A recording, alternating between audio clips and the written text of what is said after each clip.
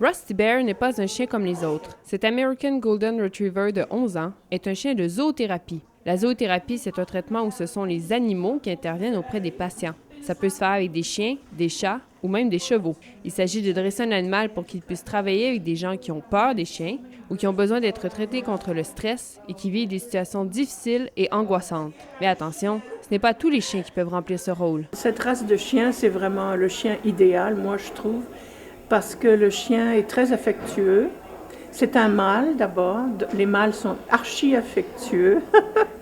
Deuxièmement, ce qu'il fait, lui, simplement, il accepte qu'on le caresse. Les cours de dressage pour la formation des chiens de zoothérapie débutent seulement à l'âge de 2 ans. Les chiens comme Rusty Bear sont dressés de façon sévère afin de pouvoir interagir autant avec les enfants qu'avec les personnes âgées. Il n'a pas le droit d'aboyer, il n'a pas le droit de gronder.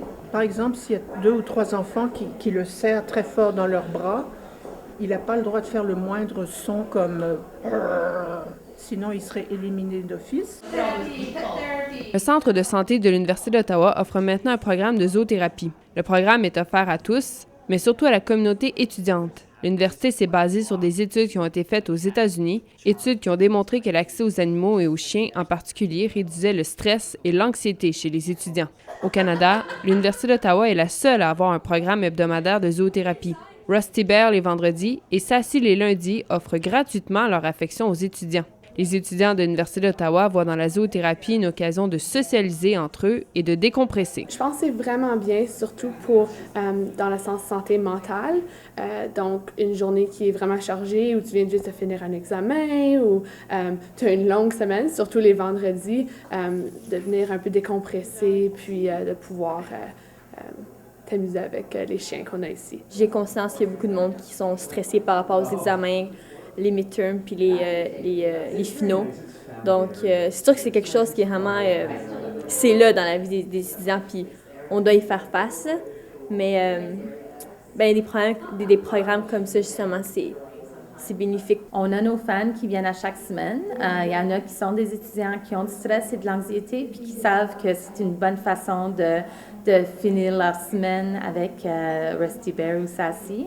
Il y en a d'autres qui viennent juste un petit 5 minutes entre les cours. Certainement parce qu'il y a un besoin. Si vous avez regardé les journaux et tout ça, tu vois qu'il y a une grande demande sur le campus avec la santé mentale. Pour les services de santé de l'Université d'Ottawa, il est important de rejoindre d'abord les étudiants de première année et les étudiants internationaux, considérés à risque côté santé mentale. C'est la première fois qu'ils sont loin de chez eux.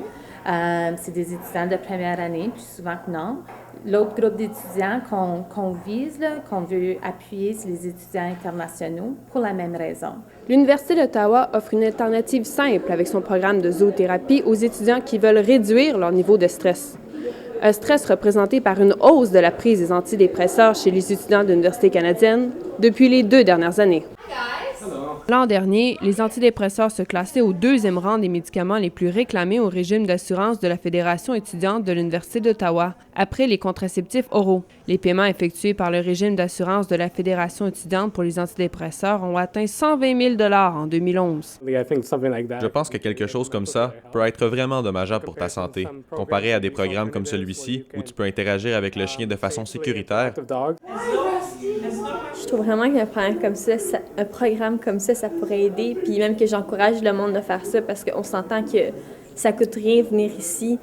Puis les antidépresseurs, j'ai même pas y pensé comment ça coûte. Le programme de zoothérapie de l'Université d'Ottawa pense à ajouter un chien de plus pour l'an prochain. Un 3e chien viendrait donc s'ajouter à Rusty Bear et Sassy. Ces gros toutous ne pourront peut-être pas arrêter la prise d'antidépresseurs sur le campus de l'Université canadienne, mais ils pourront contribuer à afficher un sourire sur le visage des étudiants.